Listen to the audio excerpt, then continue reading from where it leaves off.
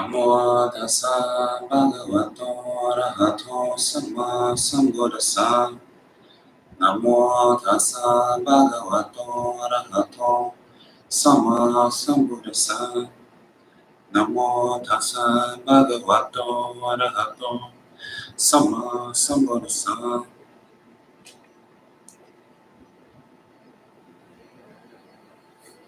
So hello everyone and welcome. My name is Travis and this is Dharma Basics. Happy Wesak to everyone today. For those of you who don't know, Wesak or Vesak is a holiday in Buddhism that commemorates the birth, enlightenment, and death of the Buddha. It's held on a full moon day in May, or varies from culture to culture, but within the tradition I practice, it's a full moon day in May. So welcome everyone. I'm excited to be doing this class on Wesak. So today what we'll be doing is I'll be maybe focusing a little less on what the Buddha taught and a little more on the Buddha's life itself and some of the lessons that can be gained from looking at that. So that's what we'll be focusing on today. I do have one sutra that I want to read, and I also linked a few other sutras down below, along with a book. Now, I myself am not that much of a storyteller in terms of the story of the Buddha's life. So I do recommend this book. This is a book that Alex likes. It's called The Life of the Buddha by Bhikkhu Nanamoli. And I linked the Amazon to that in the description box below. It takes from the sutras and then compiles them into a biography of the Buddha's life. Because the sutras aren't necessarily in a chronological order, and this book tries its best to put it in chronological order. So with that out of the way, I think we'll get started with our meditation.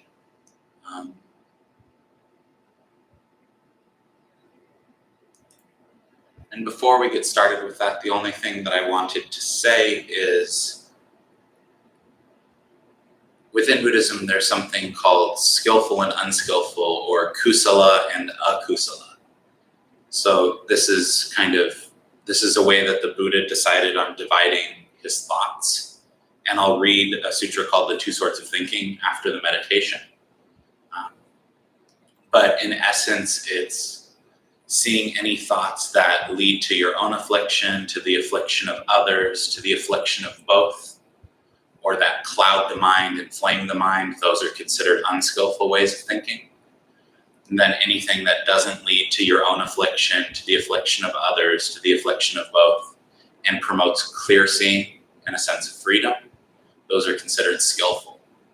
And it's an important distinction that the Buddha made, and we'll get into that a little bit later.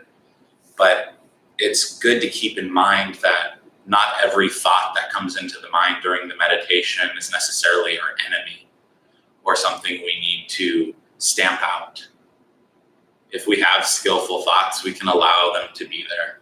If we have unskillful thoughts, we try to find the tension in the body and relax it. So I encourage you to play with that a bit today. So with that, we'll get started.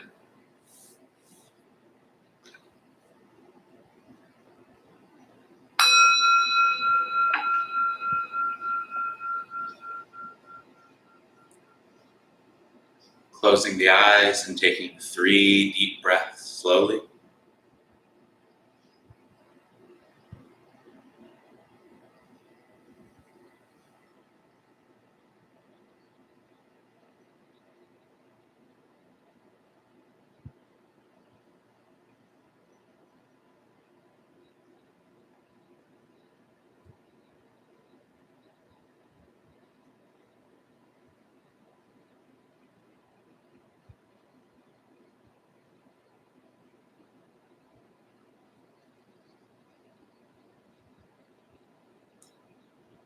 Noticing if deep breathing feels good.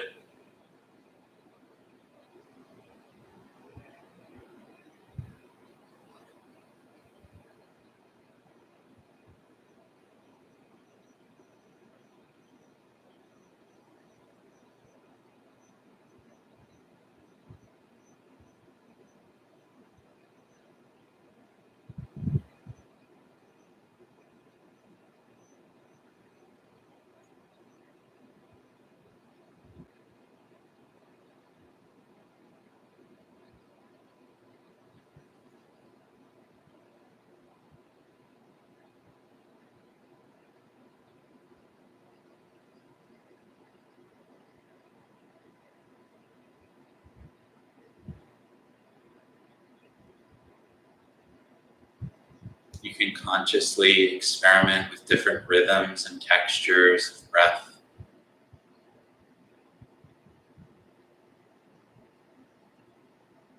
Maybe in short and out long, or in long and out short. Heavier or lighter, faster or slower. Just noticing what feels best for the body in this moment.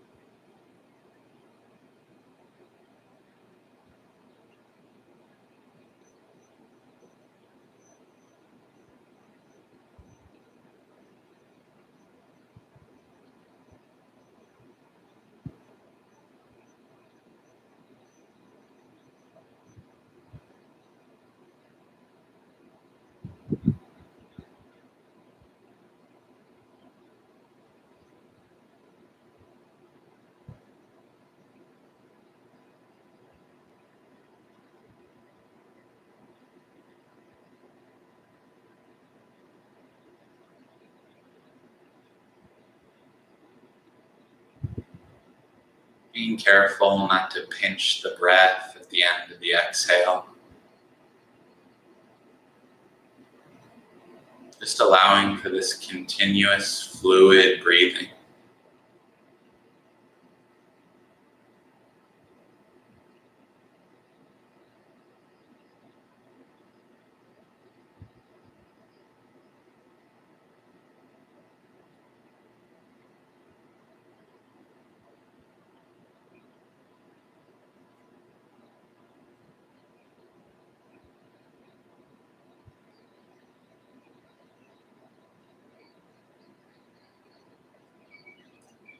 Aware not only of the rising of the in-breath and the falling of the out-breath, but extending awareness to the space between the breaths, this stillness.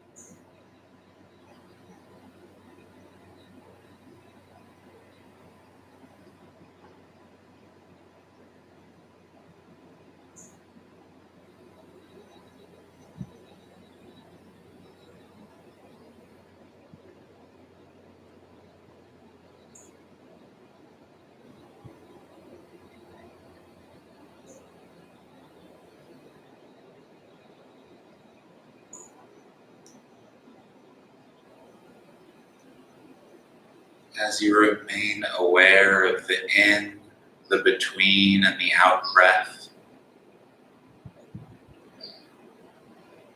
notice if there's any tension or tightness in the forehead and the shoulders and the area around the eyes. And see if you can soften it bit by bit with each breath.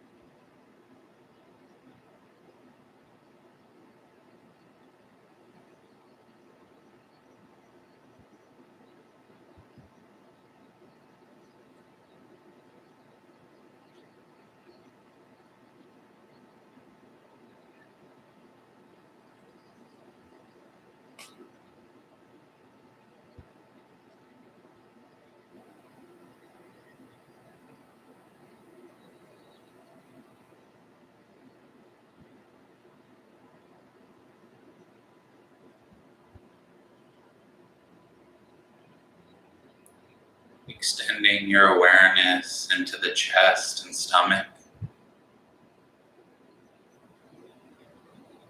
And as you breathe in, between, and out, consciously relaxing any tension or tightness in the stomach and chest.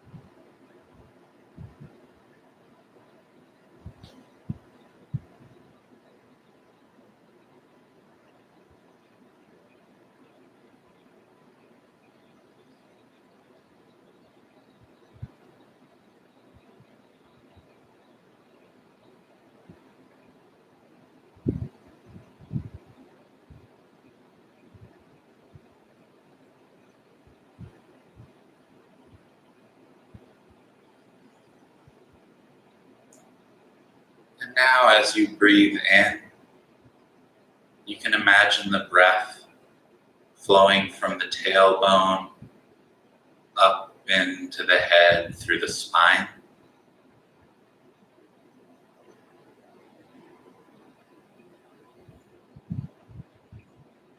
And on the in-between breath, you can radiate out of the head.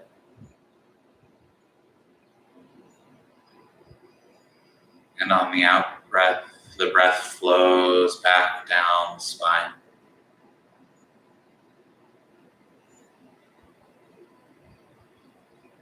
And on the in-between, it radiates out from the tailbone. Just maintaining this process.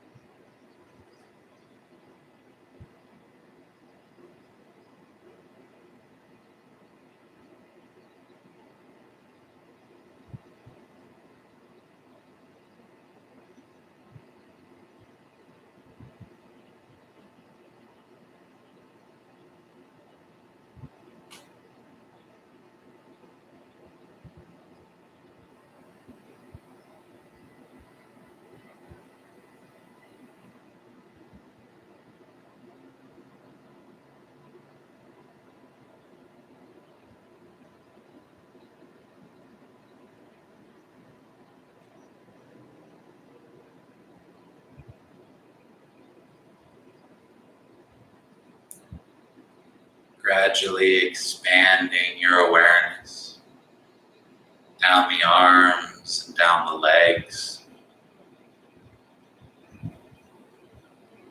allowing the entire body to be filled with breath, filled with awareness.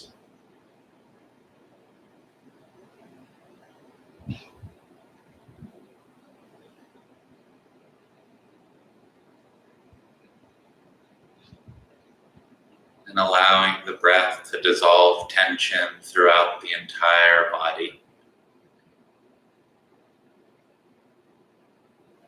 As you breathe in, between and out.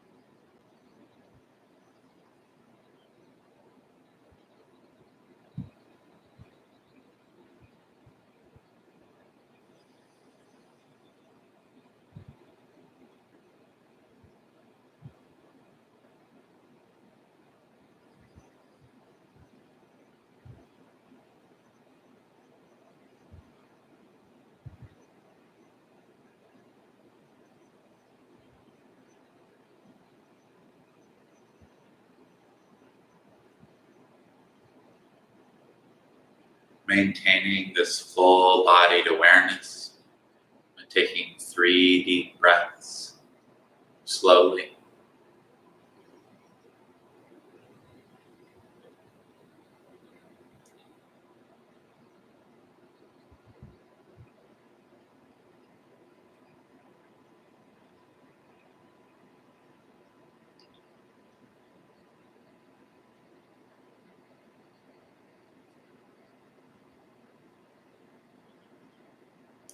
Gradually opening the eyes and stretching if necessary.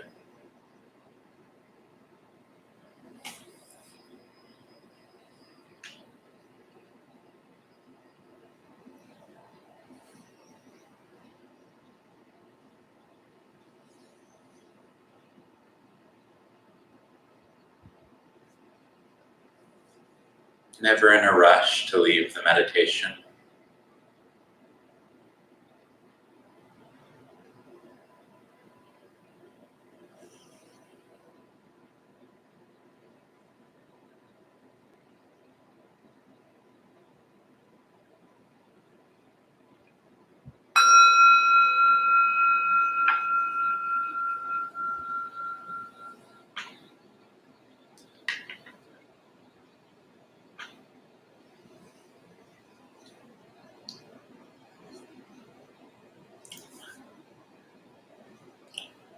So if you'd like to share how that experience of meditation was for you, you can do so in the live chat right over here. I'm particularly curious what you thought of the spine breathing. It's something I don't think I've shared in this class before, but it's a little trick that I often do myself that I really enjoy. Kind of capitalizing on the way the breath feels, where the in-breath feels like a rising, so on the in-breath, rise up through the spine. The in-between breath, if you really focus on it, kind of ripples out. It's like this stillness that kind of ripples. There's not a sense of rising or falling, but more of just kind of radiating. And then on the out-breath, the body feels like it's falling, so then you fall down the spine, and so on. I'm curious what anyone thought of that, if they found it useful or confusing or anything. So just let me know. So with tonight's topic, with going through some bulletin points of the Buddha's life, because as I mentioned, I'm not necessarily a storyteller. I won't remember the names of most of the people throughout the Buddha's life, but I can give kind of some bulletin points for those of you who may not know. And it's always good to kind of reflect back on the Buddha's life and some of the things that we can glean from it. So we'll start with his birth, because this Wesak Day is about his birth, his enlightenment, and his death. So he was born a prince, Siddhartha Gautama. Siddhartha means every wish fulfilled. This is the name his father gave him. When the Buddha was born, a kind of a sage came down from the mountains and looked at him and told his father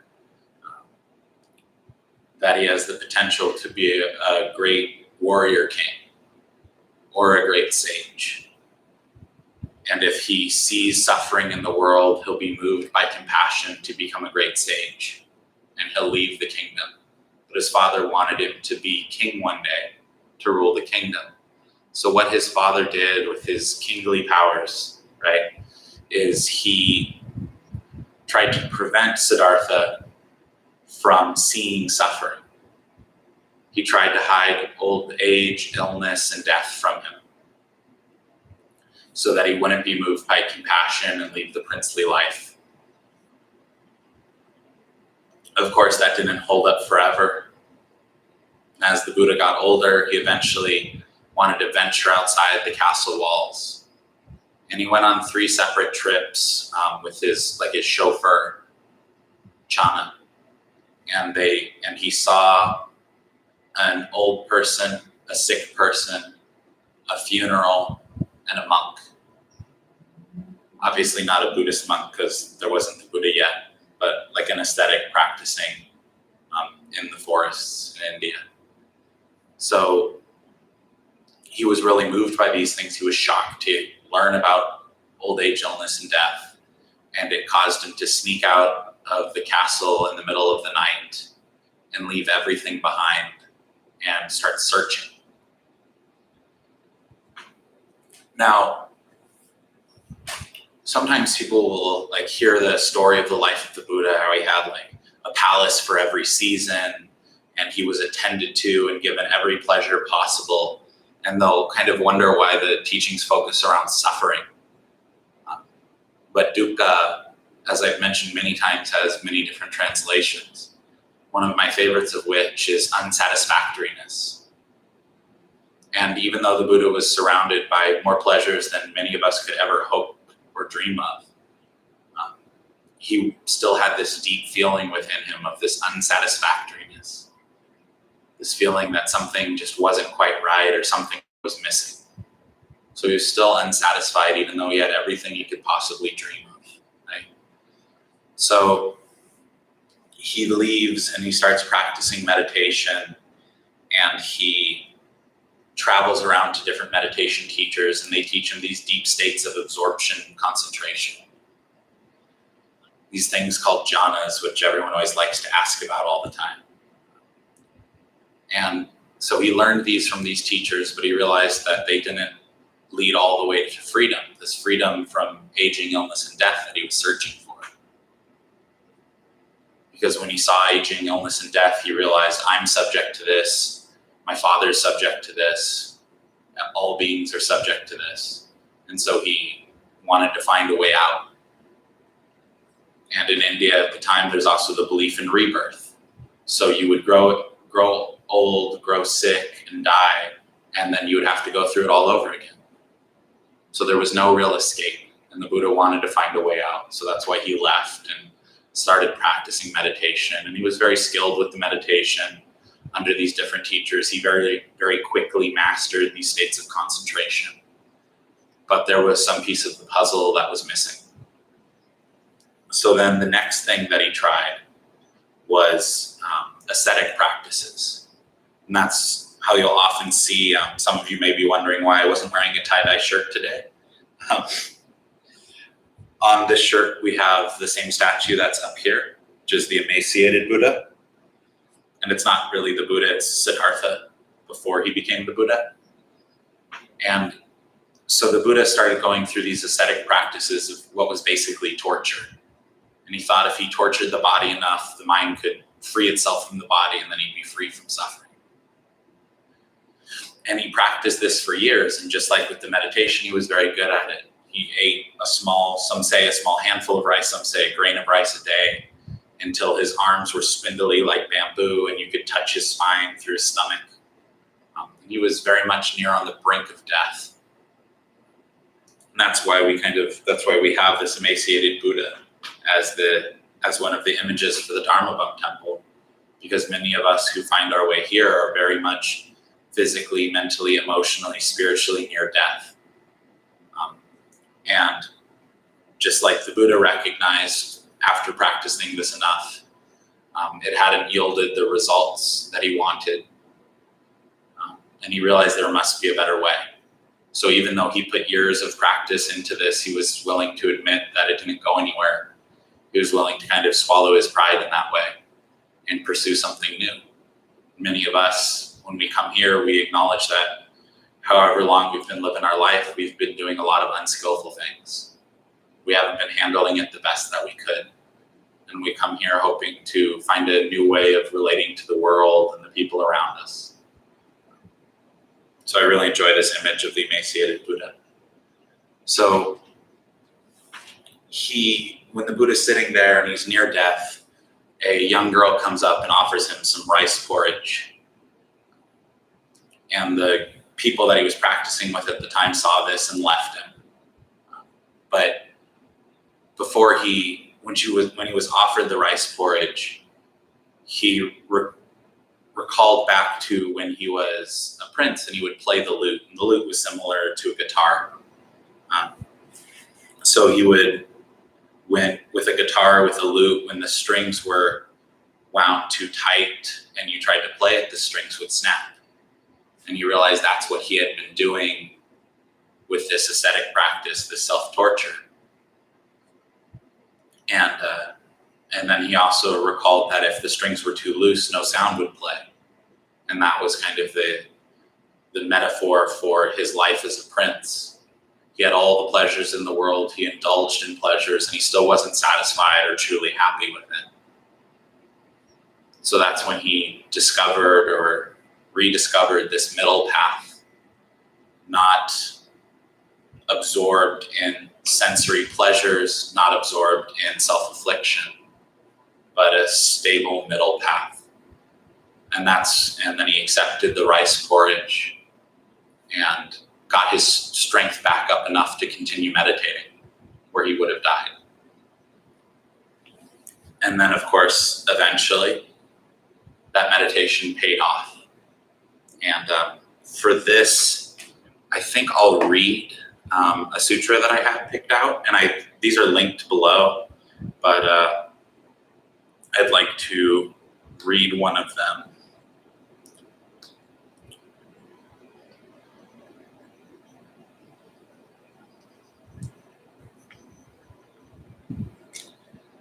So,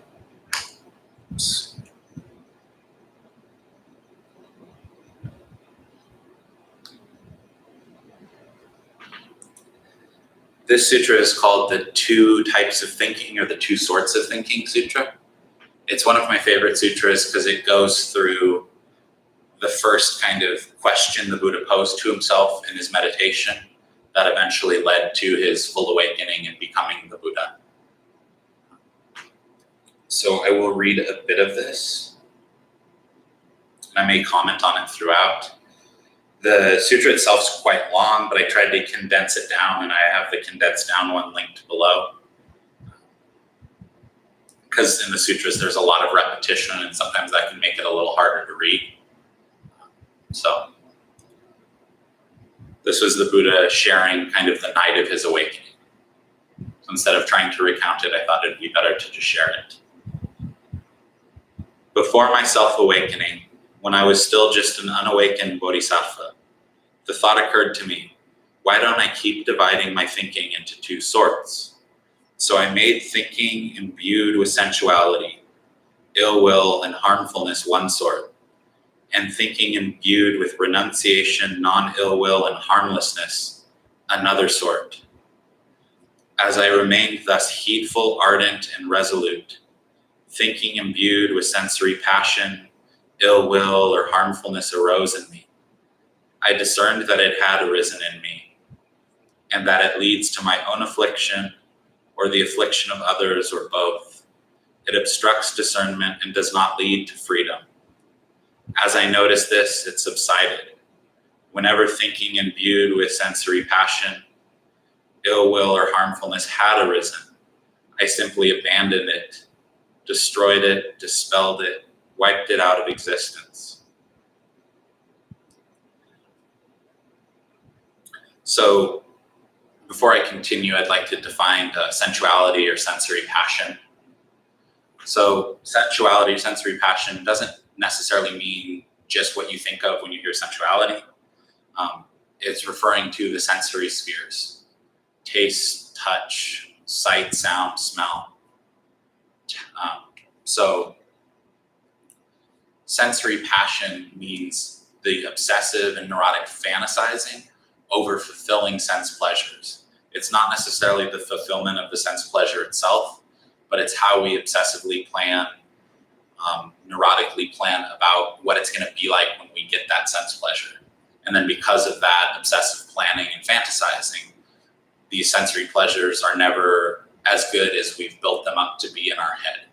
And that causes a lot of suffering. That's what's meant by sensory passion. Just as in the last month of the rains, in the autumn season, when the crops are ripening, a cowherd would look after his cows.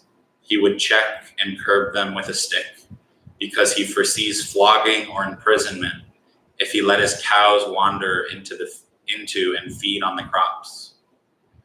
In the same way, I foresaw in unskillful qualities drawbacks, degradation, and I foresaw in skillful qualities rewards related to renunciation and promoting cleansing.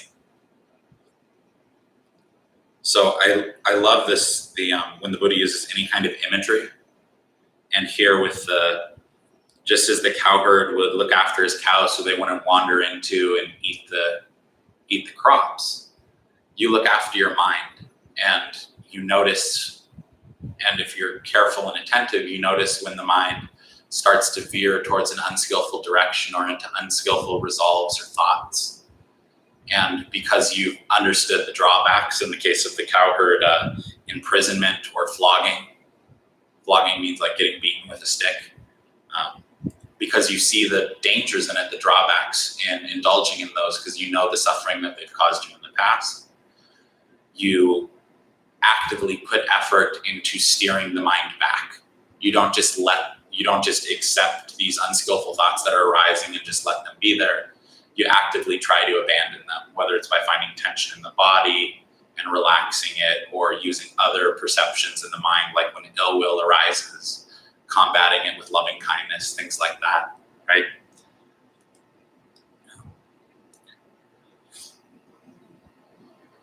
As I remained heedful, ardent, and resolute, thinking imbued with renunciation, goodwill, or harmlessness arose in me.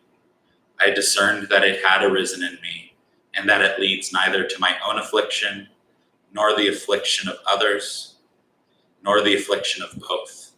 It fosters discernment, promotes lack of confusion, and leads to unbinding. If I were to think and ponder in line with that all day and night, I do not envision any danger that would come from it, except that pondering for a long time would tire the body. When the body is tired, the mind is disturbed, and a disturbed mind is far from concentration. So I steadied my mind right within, settled, unified, and concentrated it, so that my mind would not be disturbed. Whatever one keeps pursuing with their thinking and pondering, that becomes the inclination of their awareness. Their mind is bent by that thinking. Just as in the last month of the hot season, when all the crops have been gathered into the village, a cowherd would look after his cows while resting under the shade of a tree or out in the open. He simply keeps himself mindful of those cows. In the same way, I simply kept myself mindful of those qualities. So this kind of distinction here between how he handles an unskillful quality and a skillful quality. With the unskillful quality, there's an active role to it. When these unskillful qualities arise or the mind starts wandering to them, you poke and curb the mind back to the object of meditation or back into skillful qualities, right? When skillful qualities arise in the mind, you simply maintain an open awareness of them, that they're present. Because even if you were to think and ponder them for a long period of time, they don't cause harm. So you just let them be there however long they want to be there, and if they fade, that's okay too. But it's interesting, that distinction between those two. And then by maintaining those duties, this goes into his actual awakening experience. I wasn't sure how much of this I was going to read, but I think I'll read a bit more into this since we are talking about his awakening. I simply kept myself mindful of those qualities. Unflagging persistence was aroused in me, and unmuddled mindfulness established. My body was calm and my mind concentrated and single, quite secluded from sensuality, secluded from unskillful qualities. I entered and remained in the first jhana, rapture and pleasure born of seclusion, accompanied by directed thought and evaluation. So first jhana, I talked about it a couple weeks ago, a state of mind where object and observer kind of become one. And the results of that are rapture and pleasure. And then it goes on through the second, third, and fourth jhanas, which I won't read about because, as I mentioned before, they're not that helpful to read about if you haven't figured out the first one yet. And then after going through these four jhanas, then he continues on with this. When the mind was thus concentrated, purified, rid of defilement, malleable, and steady, I directed it to the knowledge of my past lives.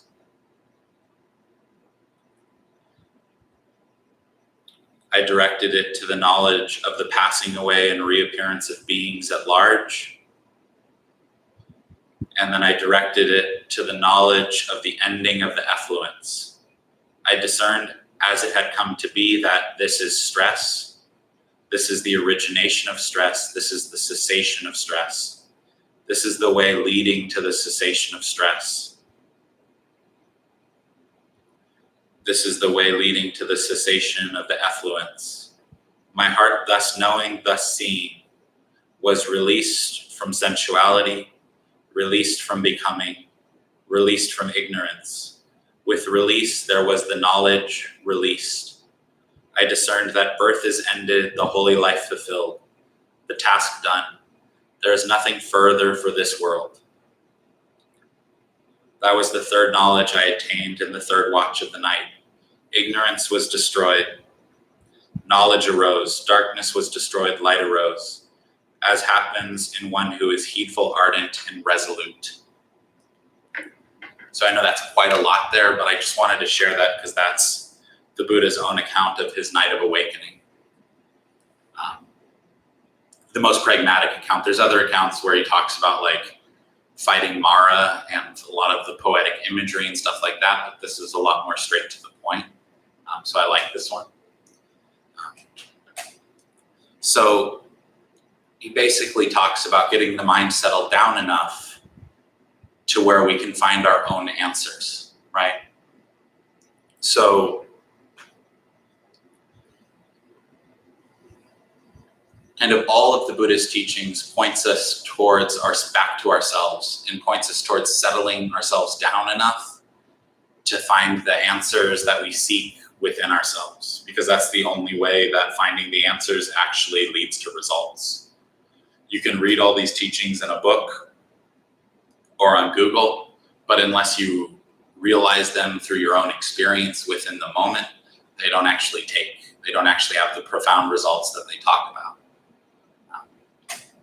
So I just really like this kind of account because he talks about after he goes through those four jhanas, the mind is malleable, pliant, and steady, and he's able to call to mind questions.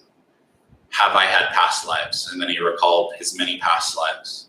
If I've had past lives, have other beings had past lives? And then the mind presents that to him. And then he asks, is it possible to end suffering? Is it possible to end dukkha, these effluents? And then that path is made clear to him. He saw the Four Noble Truths were made clear to him. In life, there is suffering. This is the cause of suffering, being craving. The end of suffering is possible. How do I end it? Oh, it's this Eightfold Path. So he recognized those things through his own direct knowledge and experience. And then he taught them to others for them to kind of understand and then eventually recognize through their own experience. So that's kind of the Buddha's awakening. And then the last bit that I wanted to touch on, I know I've thrown a lot out there. Luckily, this is a video and you can go back and rewatch parts if I went a little too fast. I just wanted to fit in the Buddha's whole life in the 30 minutes that we had. So then the final thing that we celebrate with Wesak Day is the passing away of the Buddha, the death of the Buddha. In the sutras, this is called parinibbana or praninibbana, and it means final awakening or final unbinding, and it's the term used for when an awakened being passes away. So the last teaching that the Buddha gave, I think, is really applicable for all of us right now, as we've kind of been largely stripped away from our safety nets, our communities, our sangha. We continue these on YouTube, and it's wonderful, but I know for many people it may not feel like enough, or it may still be a struggle to have that connection to community. And it's important to remember kind of the words that the Buddha left us with upon his passing. And that was, be an island unto yourself. Use the Dharma as your own reference point. Find the Dharma within. All conditioned phenomena are impermanent and subject to change. So strive on with diligence. And I've always loved this phrase, be an island unto yourself, meaning be self-sufficient in your practice. You have all of these teachings that you can read from. You have your own breath, your own mind, and a lot of time on your hands. So it's the perfect time to practice being an island unto yourself. And I have that sutra listed below as well. So with that, I'll stop there. And if anyone has any questions on anything I asked, feel free to ask them. Or any questions on anything I said, feel free to ask them.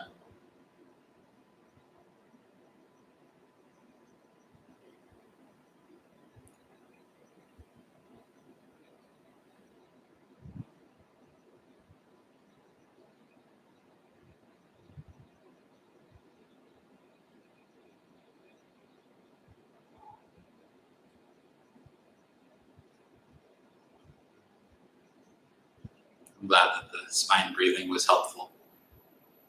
I found it really enjoyable myself.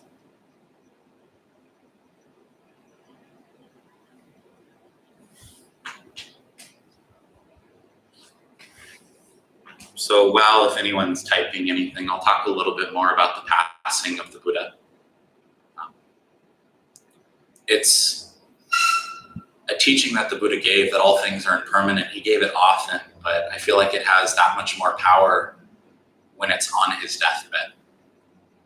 All conditioned phenomena are impermanent, subject to change, including his body at that time.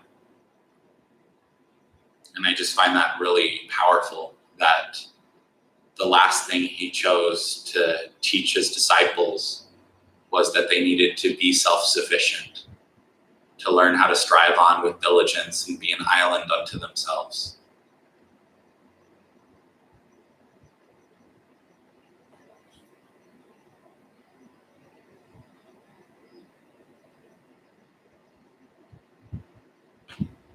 I appreciate you all as well. I'm glad that it was informative or helpful.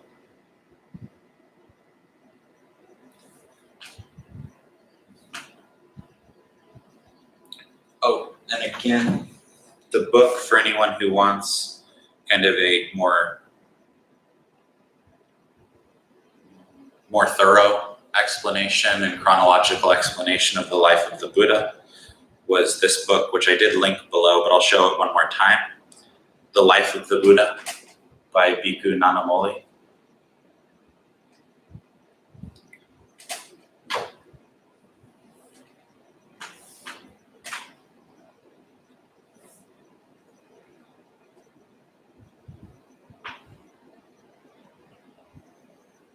So if there's no other questions, I guess we will close.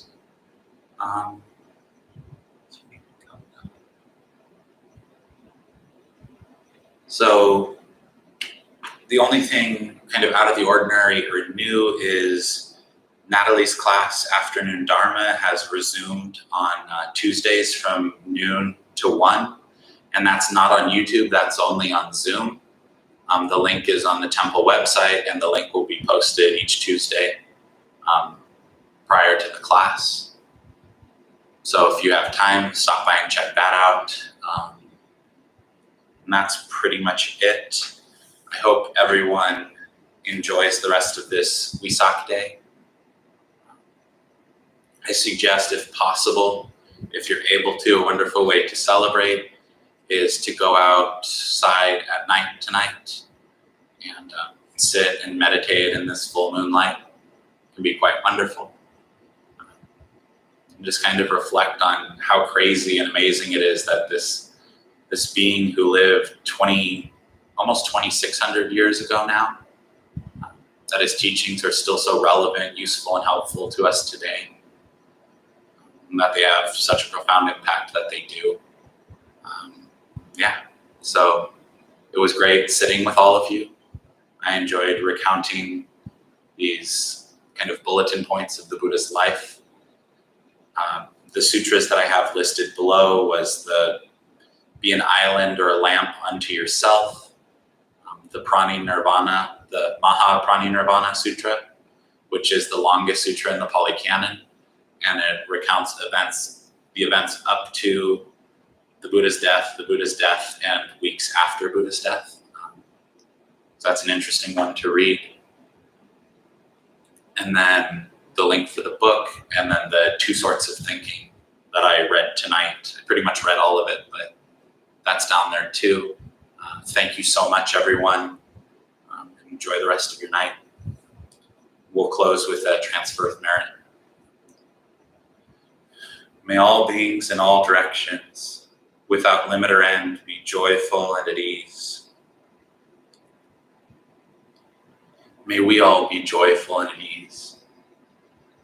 Metta karuna mudita upekkha sangha teya cetasa chaturi sambharatva yarati samabudaro bhavena samanamaro bhavena sama sangharo bhavena sote hantu nirantaram